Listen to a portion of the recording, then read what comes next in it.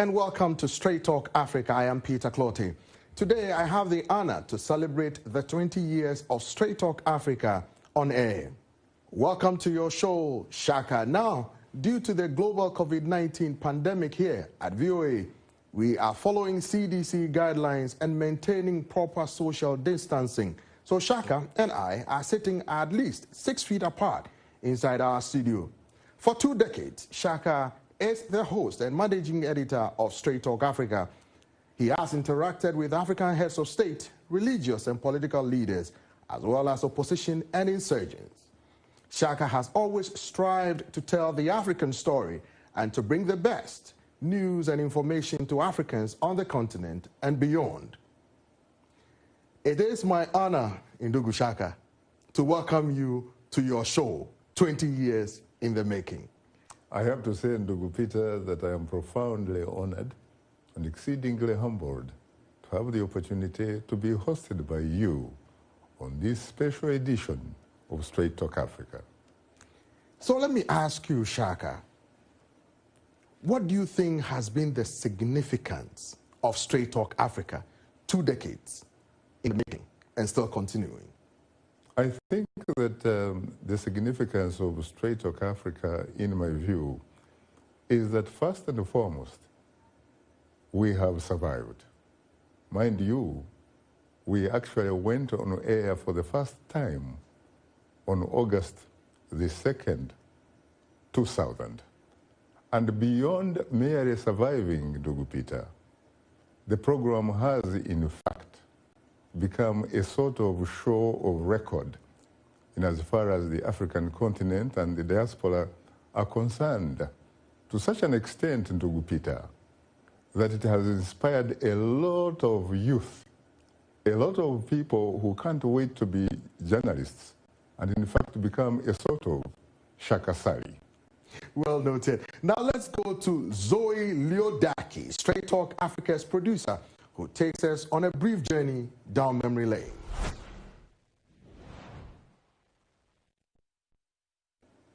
All right, stand by. Here we go. In 3, 2, 1. Hello, welcome to Straight Talk Africa. For 20 years, Shaka Ssali has been hosting Straight Talk Africa. The first show aired on Wednesday, August 2nd, 2000, and since then, it has covered major developments and trends on the African continent, analyzing socioeconomic realities and ramifications in a balanced and objective way, while providing a platform for the audience to interact with newsmakers. Why should we believe what you are telling us? At the time it was created, many African countries depended on international broadcasters for objective news, and Straight Talk Africa skillfully filled that void. We talk about politics, health issues, elections. We talk about corruption. We had very large audiences in Nigeria, Ethiopia, and there was a need for a program sort of along the lines of call-in shows in European countries and the United States, where people could ask questions, could get some context for what was in the news.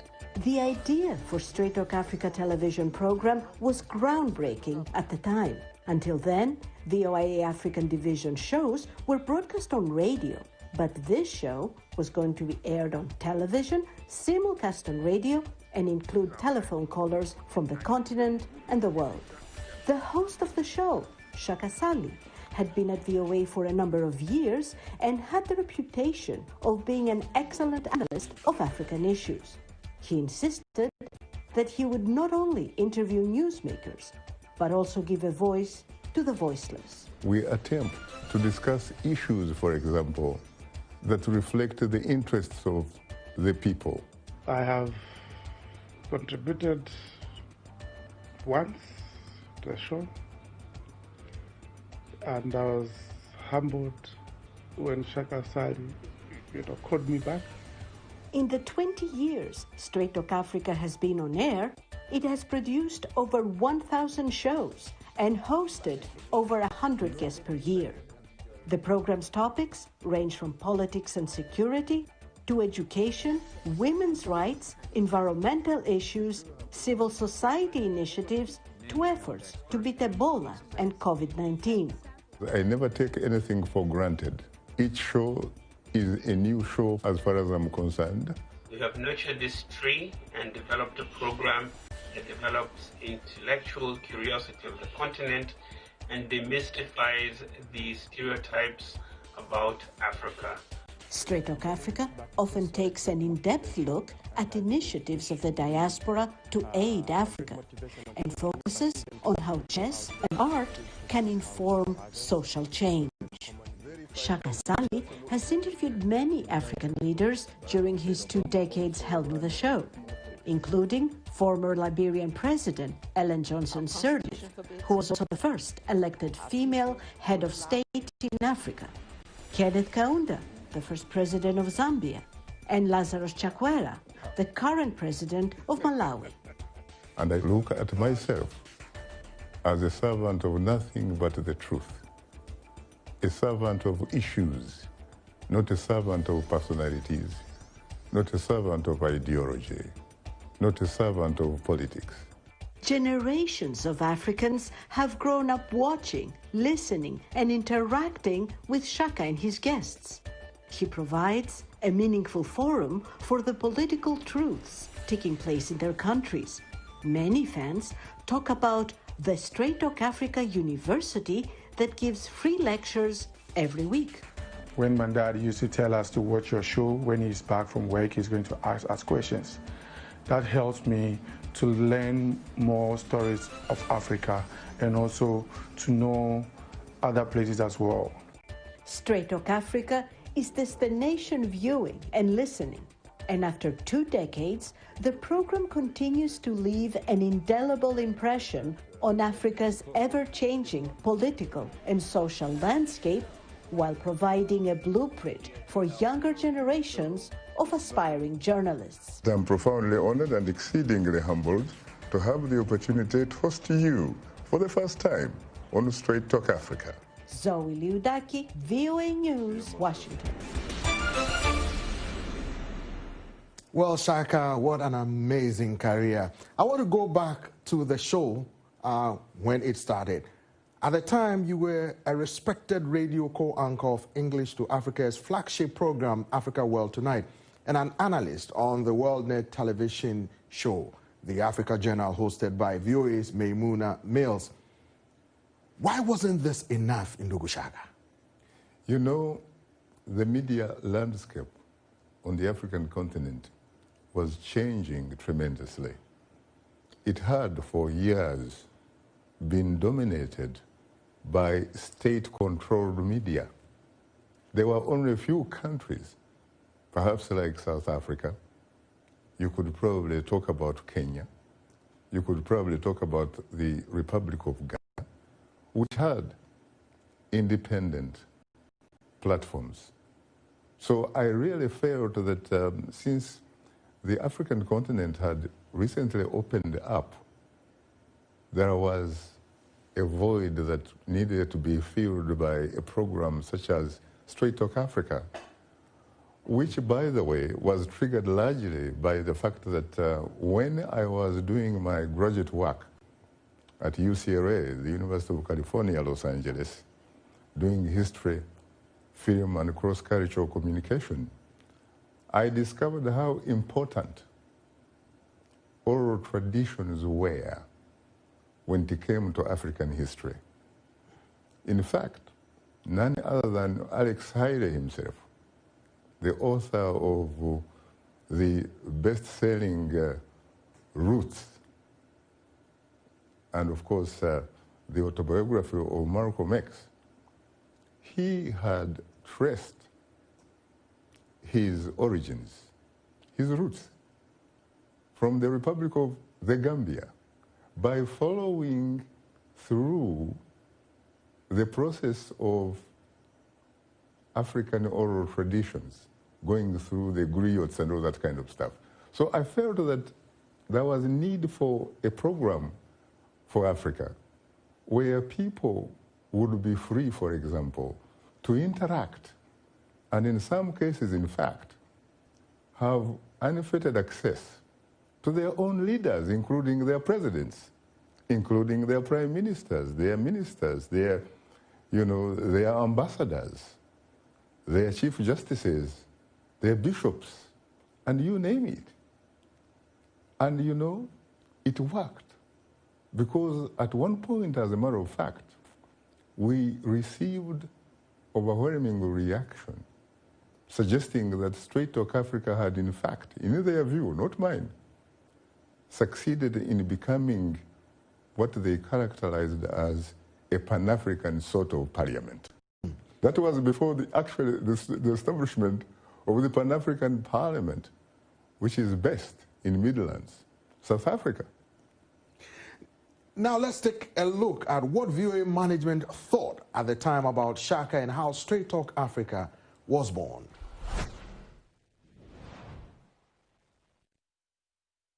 I met Shaka at the University of California, Los Angeles. I hadn't heard from Shaka for like 6 years.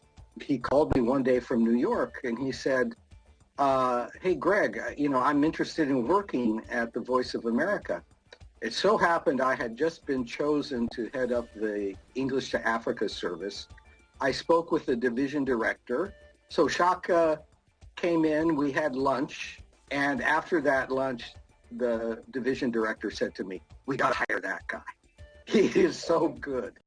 Live from the Voice of America headquarters here in Washington, I am Shaka Ssali. Straight Talk Africa was created just at the turn of the century, from the 20th to the 21st century, right in that period. And VOA was becoming increasingly popular, increasingly relied upon on the African continent. You have to remember at the time, throughout much of Africa, there was no independent broadcast media. People depended on international broadcasters for so much information. Shaka has played a tremendous role in the last 20 years by trying to bring civil political discourse with the opposing views. He has brought actually government officials and opposition leaders to the table to discuss issues, burning issues of the country. So I would say that it's not only informing people, educating people, but also Shaka has helped also to establish a new culture. That means civil political discourse. Shaka was in some ways a sort of transnational African person. He was somebody who achieved what some people might have regarded impossible at the time, but a sort of African identity, not just a particular national identity. And he was able to get people to talk with him as a result. He has interviewed high-profile head of states, political activists, opposition leaders, NGO leaders. I remember now Paul Kagame of Rwanda. I remember Yoweri Museveni of Uganda. I remember the late president, Mr. Atta Mills, who gave him the interview straight talk from Ghana State House, from the palace. These are all Shaka Ssali's achievements. And you could see in the way that the audiences just grew. All our research was telling that. He was able to draw information out of people that not everyone would be able to do. They trusted him. His knowledge of Africa, his reality, his sensitivity to African issues. More meaningful information to Africans all over the continent about what was happening there. This anniversary is a great anniversary. It's a recognition of Shaka Ssali, his greatness, an incredible, well-versed, highly skilled journalist actually. I congratulate him, and I congratulate also every producer, line producer, every team in that Straight Talk Africa should be also congratulated. It's the greatest achievement. In the last 20 years, what has been some of the key highlights of Straight Talk Africa? First of all, Ndugu Peter, that is a very, very important question. You cannot believe that right from the bat, right from its inception, the impact was incredible. For example, I recall in 2002, hardly 2 years the program had been on air. Ethiopia and Eritrea were fighting what former US President Barack Obama would probably characterize as a damn war.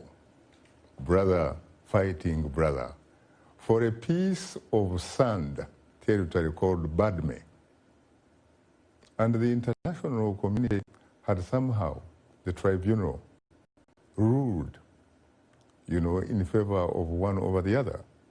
So we had the program, and 2 ambassadors, each of them, of course, being plenipotential and extraordinary.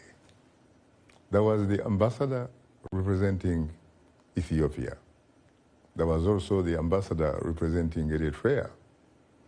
And as we discussed, the Eritrean ambassador seemed to be more effective.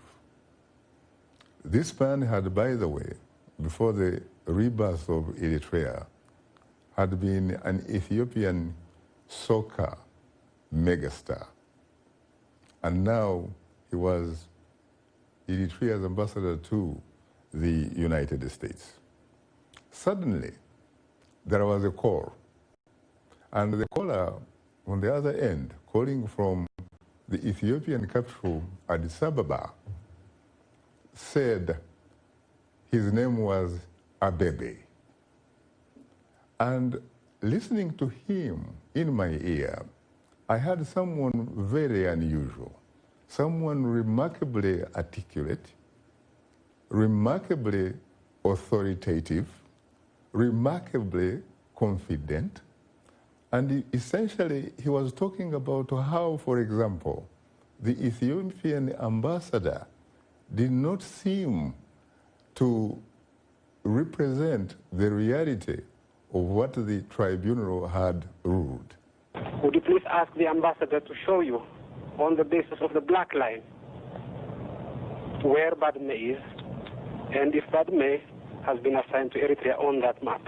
And you know what? The Eritrean ambassador, who had actually been a freedom fighter also, and had been, in fact, with Meles Zenawi, who happened to be, at the time, the Prime Minister of Ethiopia, said, that is not Abeba, that is Meles Zenawi, the Prime Minister of Ethiopia. This man was watching us live from Addis Ababa. At the time, we were basically going global live via SABC, the South African Broadcasting Corporation Africa. Satellite could take us all over the place. So such was an impact. A whole prime minister of Ethiopia, which happens to be the second largest country on the continent after Nigeria, with a population of more than 105 million human beings. He was calling from Addis Ababa to Straight Talk Africa. Interesting. And talking to the Kabale kid, a kid that had really been an obscure type of kid in Kabale, and had walked to Washington, D.C., and had now become an international, really sort of household name, especially in Africa and the African diaspora homes. And then there was also another case. We had a program on Nigeria. The key host on the program was the Nigerian Vice President, Atiku Abubakar. He was Vice President of General Olusegun Obasanjo, retired but certainly not tired, who was then President of Nigeria. We're talking about essentially 2000, when the program had just actually come on air.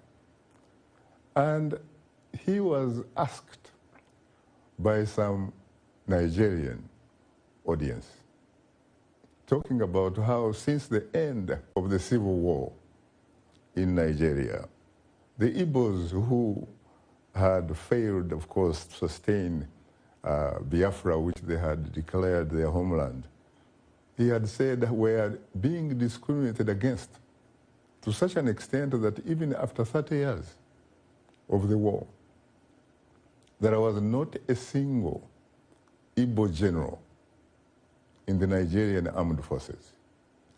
You cannot believe, Ndugu Peter, that within 2 weeks, even though the vice president was claiming that they were Igbo generals, and when I asked him, could he name 1, 2, or 3 specifically, he couldn't.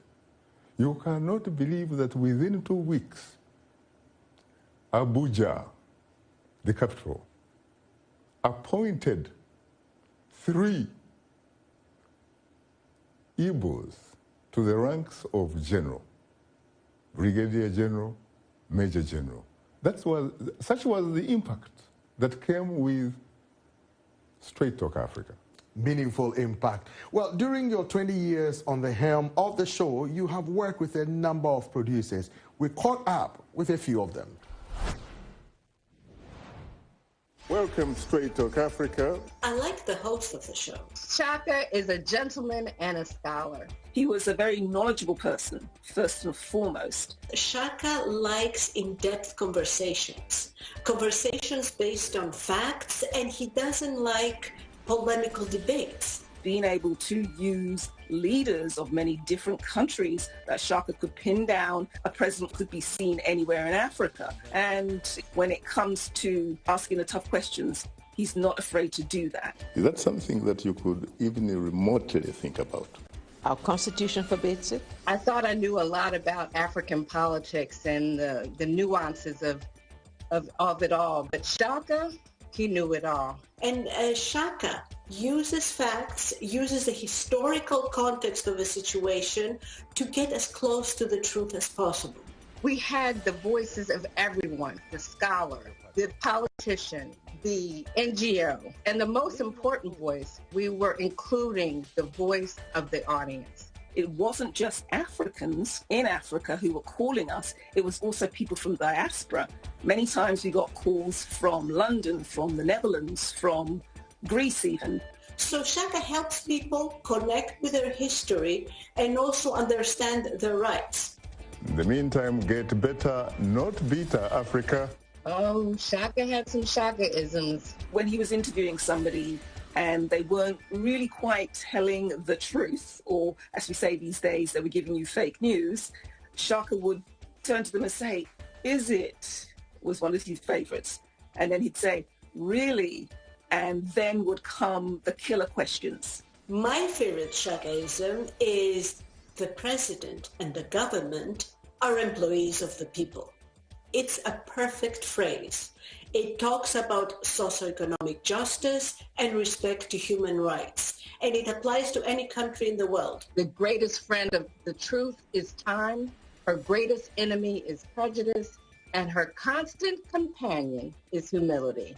So I think that encompasses everything about him, the show, and I just think it's the best statement that we worked on our work ethic to bring the show together every Wednesday to our audience. And please remember to keep the African hopes alive. And now, Shaka, in addition, Straight Talk Africa, you have another weekly show, Shaka Extra Time. Tell us about the show. Basically, Ndugu Peter, what triggered that show, and you are talking about, of course, the Shaka Extra Time, which is hosted by my colleague, Paul Ndiho. That show was triggered by Straight Talk Africa. There was a gentleman who sometimes I'm tempted to say qualifies, frankly, to be one of my mentors in television journalism, the late Bob Long. I'm sure you knew. Yes. Bob Long at one time was in charge of NBC television in this city, Washington, D.C., and Los Angeles, the city of the angels. Bob Long came to work for the Voice of America as one of those senior program reviewers. As he was reviewing various television programs out of this building, he came across Straight Talk Africa. And being a television man, by the way, he had served in the U.S. Army as a captain, and I had also served in the Army as a lieutenant paratrooper. So I used to defer to him. I used to call him Captain Long. You say, well, go on, Lieutenant. Bob reviewed some of my programs, and he reached one conclusion. He said, first of all, in his words, not mine, that Straight Talk Africa was probably the best program that came out of this building. It connected with the audience effortlessly. And he said the reason was because of the host. He said the host had three things going for him. He was, first of all, informed. He was authentic. And he was sophisticated. And so he actually suggested to the VOA senior management that the VOA did not seem to understand the sort of intellectual diamond that it really had. He actually said that they were underutilizing Shaka Ssali. He was an admirer of a great journalist at the CNN at that time called Anthony Bourdain. You know this guy, he used to go around and eating food and all that kind of stuff. And he was a great guy. Right. Yeah, he was in fact a household name globally. So Bob envisaged Shaka Ssali becoming a VOA sort of Anthony Bourdain. When that didn't work out, he basically sold the idea of having a sort of program where Shaka every week would get an opportunity to interact with his audience.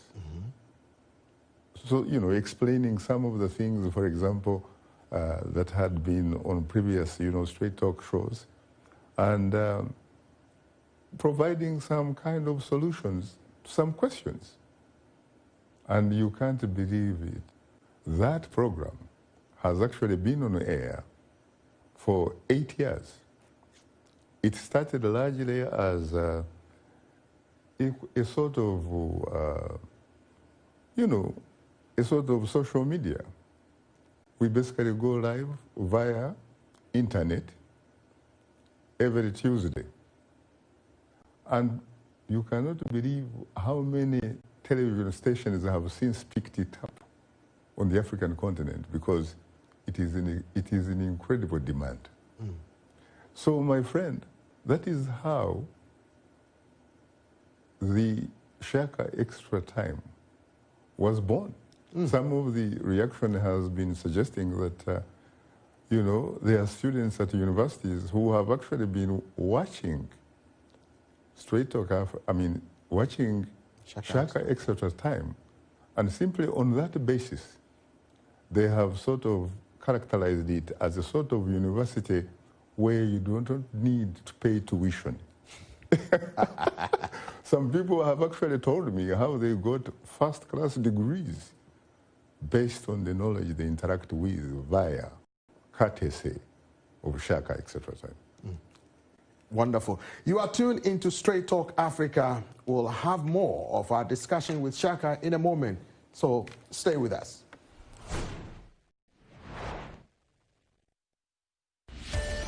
I am profoundly honored and exceedingly humbled to have the opportunity to host the three of you on Straight Talk Africa. Time happens not to be our best ally. Time is not our best ally, Dr. Riek Machar, because apparently there is no democracy in Studio 52. If your producer says to go, you have to go like Origin. In the meantime, get better, not bitter, Africa. And please remember to keep the African hopes alive.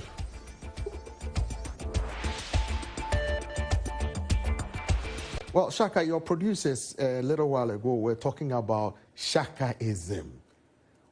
What are some of the Shaka-isms that readily comes to mind? You know, first of all, as a young kid, high school kid, I was attending Shigezi College, Butoveri, in Kabale. It was a very, very good school. It was very difficult, actually, to gain admission there. But once you got there, if you did not like the sciences, like physics, chemistry, additional mathematics, and stuff like that, you realized immediately that you were in the wrong place. It was like a department of science and mathematics. Right. And there were so many smart kids. So one day, I had this professor of mathematics, Ero Covin. He was from the United Kingdom. I had also been an athletic superstar. I used to do 400 meters hurdles, triple jump. I used to do 400 meters relay. And I used to be the striker as one of the members of the first 11 of the football team. I used to be so good that sometimes, unless I was in the lineup, the school wouldn't score. So I took it, I basically focused so much on sports. And I was interested in what was described as the arts, right, which did not seem to have a place there. So one day I am in a mathematics class, and Mr. Coben looks at me and says, you know, you may be faster than your colleagues on the track, but I can assure you, based on your abilities or abilities of mathematics and sciences,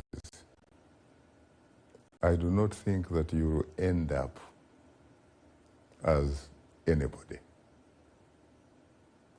And so, for that reason, I started developing some interesting Shakisms to reflect, for example, how that statement really challenged me. On the face of it, it looked like it was a very negative way of looking at you, and that you could probably lose hope in yourself. On the contrary, it actually inspired me to be the best that I could be at whatever I liked. So one of the Shakisms, for that reason, is the best revenge is massive success.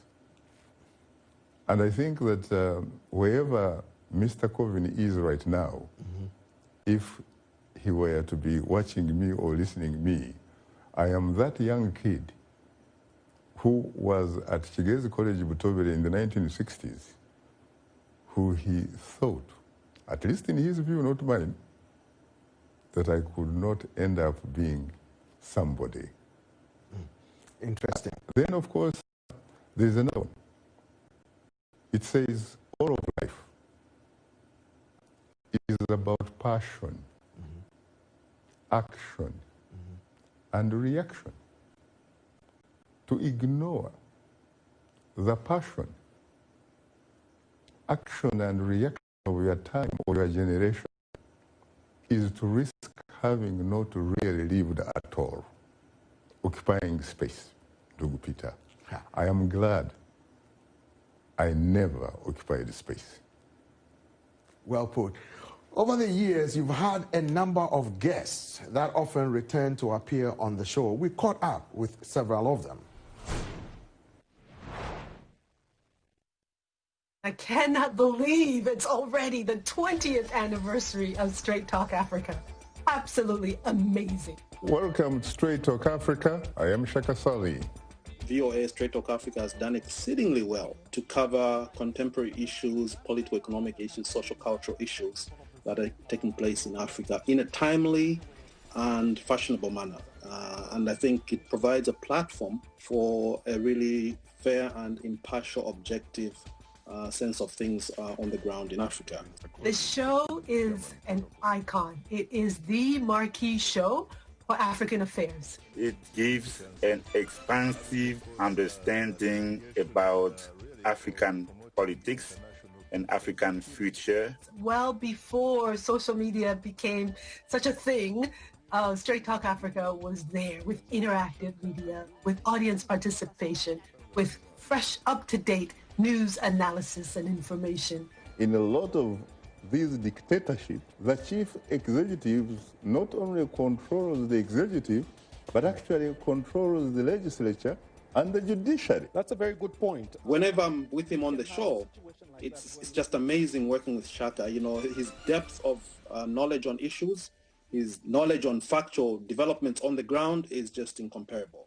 I'm grateful because I believe, as I've been promoting a new dispensation of Pan-Africanism, Straight Talk Africa gave me some exposure.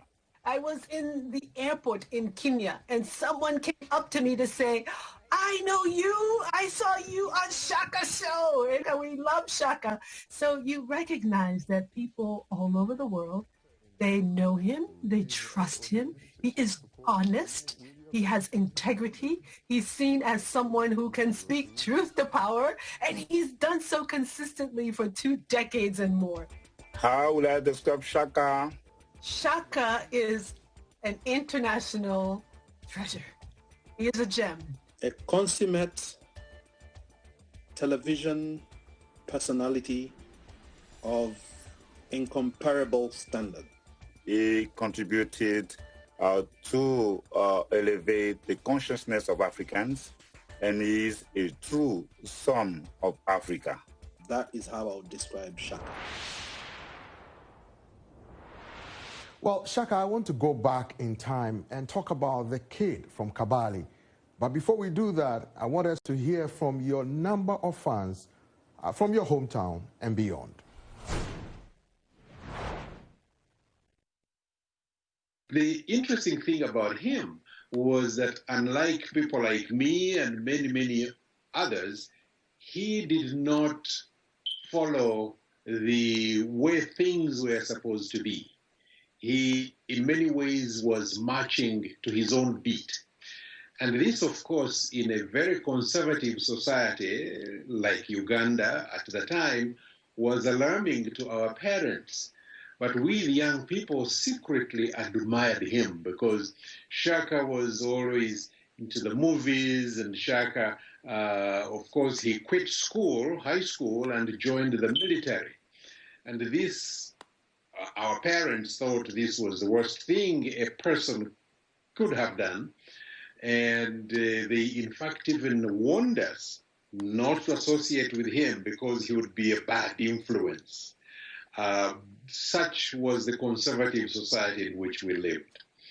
But of course, time has proved him right.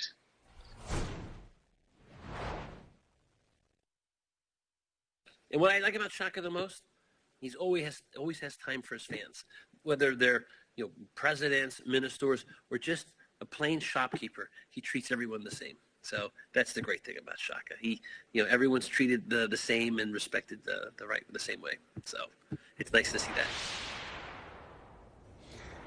So, Ndugu Shaka, you dropped out of school and joined the army. Why the army?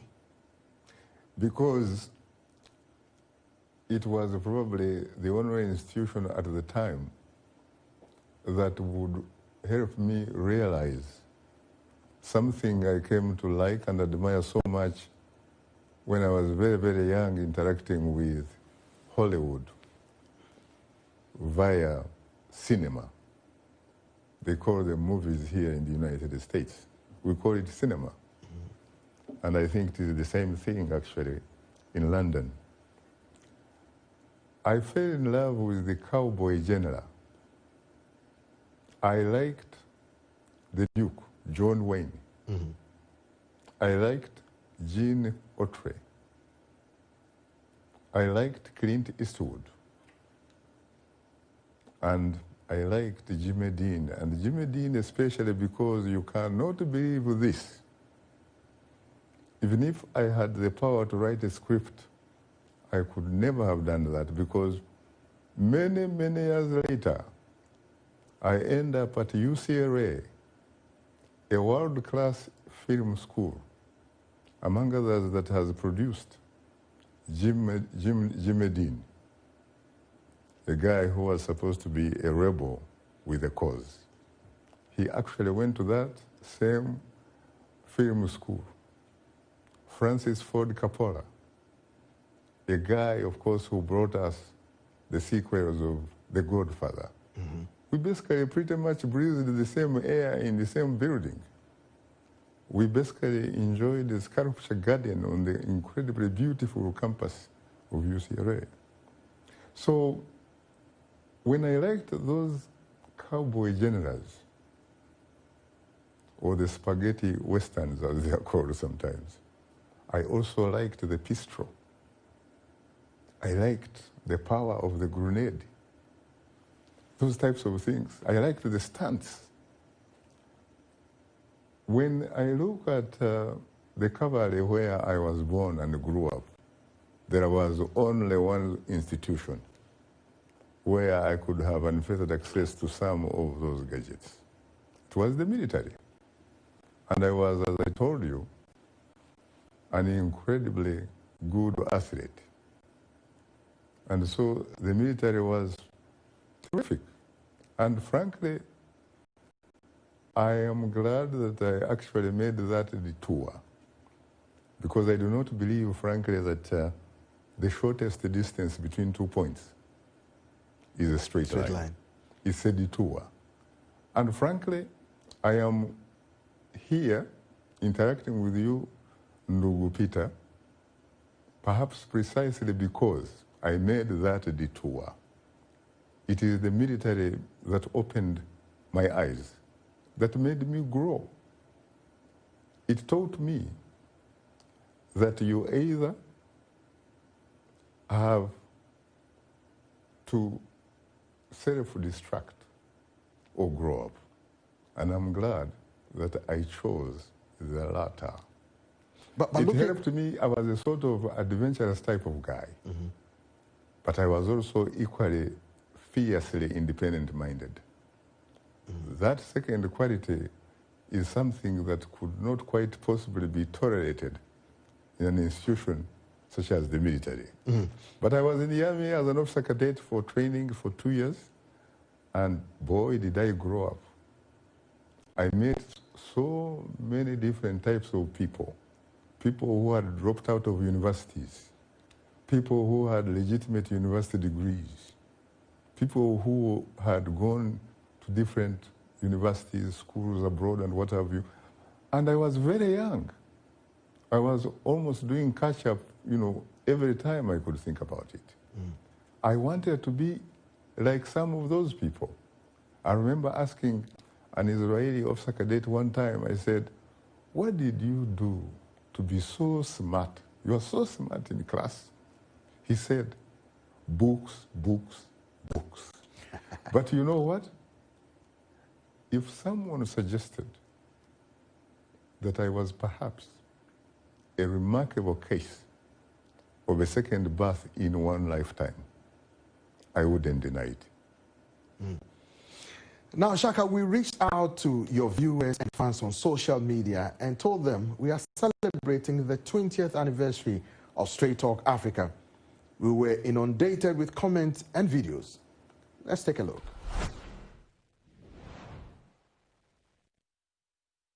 I like the matter, the way in how you press your panelists on Straight Talk Africa, the way you introduce it. Hello, this is Straight Talk Africa. I started following this program. I was a very young man, but I've been following you on how you're doing your things. So you're a good example of moderators doing such programs. You have enlightened many Africans and have opened our eyes to know a lot of what is going on in the world. You enlighten us about the crisis in West Africa, Sierra Leone, Liberia, and Nigeria.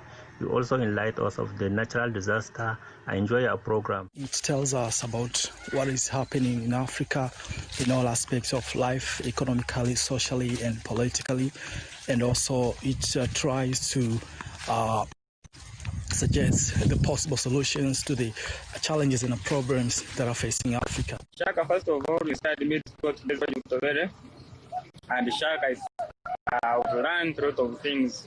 We have united Africa by using some of your words saying, keep Africa whole alive.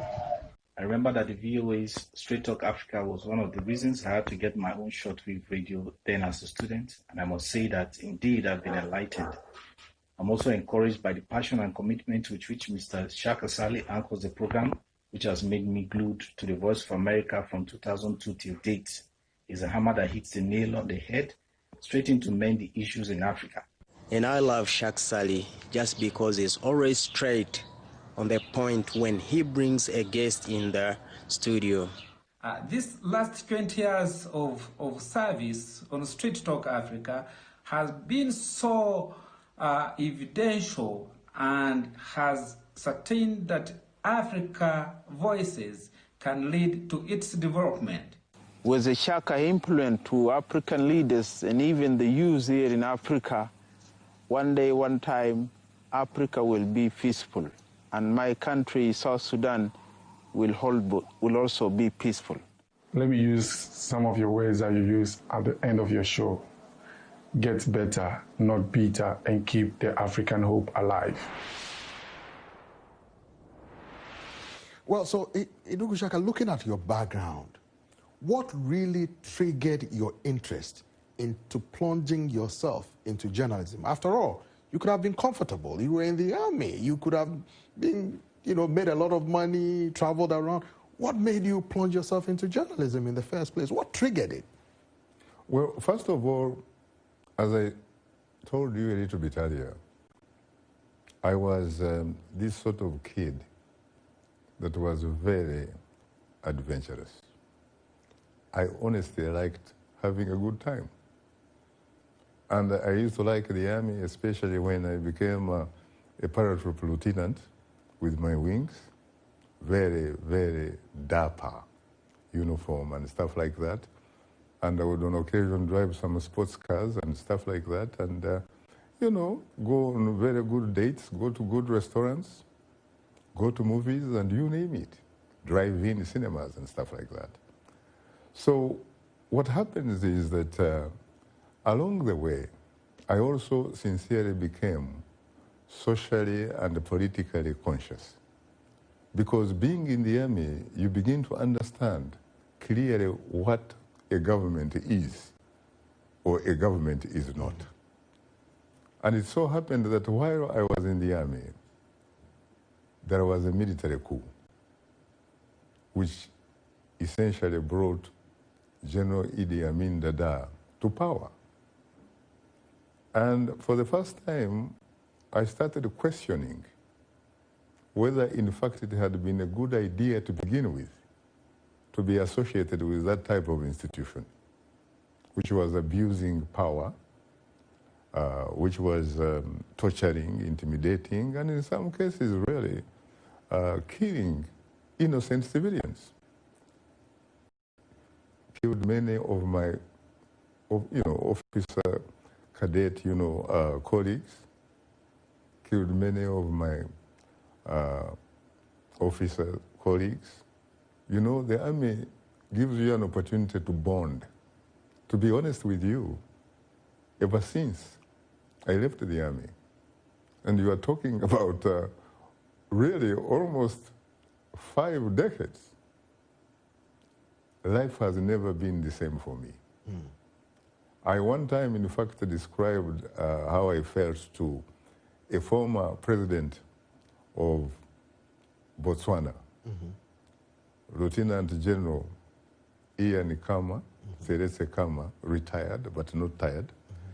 He asked me when I was, just before I interviewed him, that ideally, what would I have liked to do? I told him that if I had been born and grown up in a democratic society, I wouldn't have minded being a general. But then I said, since I wasn't, I think the best thing that could ever happen to me is to be a journalist. And part of the reason, frankly, is, again, keeping in mind that I was a very adventurous guy, very fiercely independent-minded. I also liked to travel. I liked to see places. But I did not have that kind of money. And I was not really good at making money, and I never even wanted to do it. I don't like business, even though my father was a successful business person. It is my sisters who have actually ended up borrowing that leaf from my father, and they are some are successful entrepreneurs. But I also borrowed a leaf from him, which was somebody that was interested to know what was happening in his surroundings.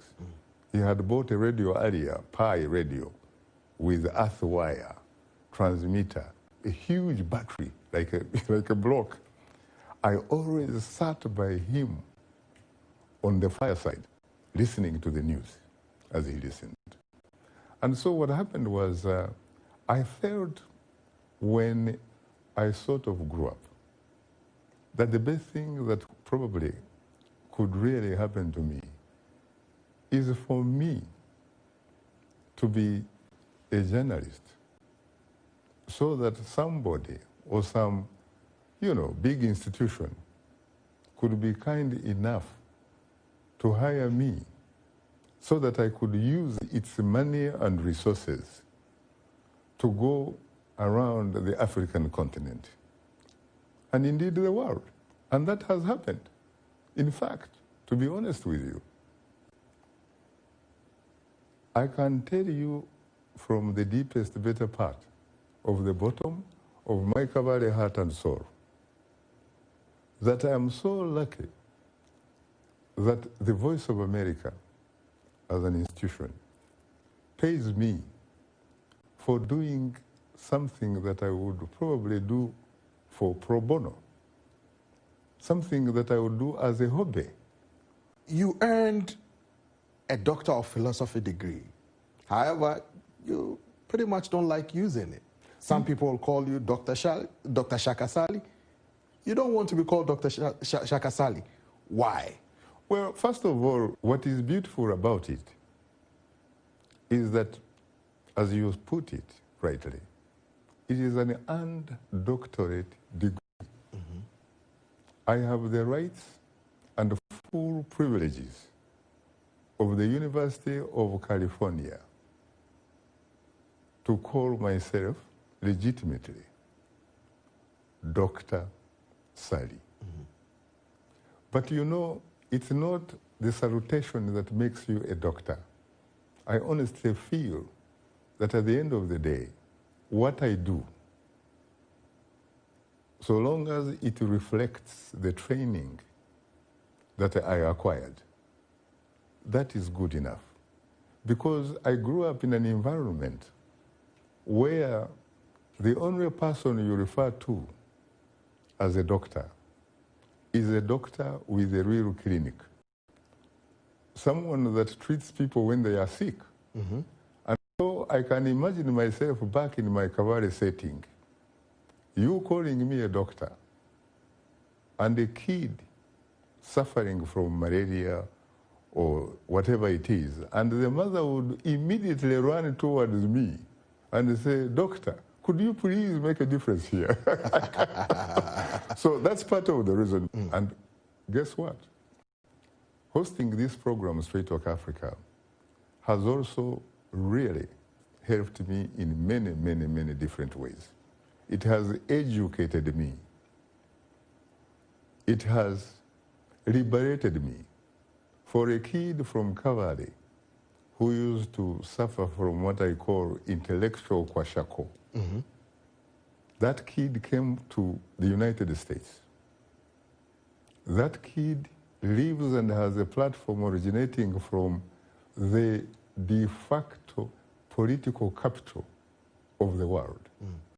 This is a place, whether you like it or not, where some of the decisions that affect all of us globally are made. So I'm proud of that fact.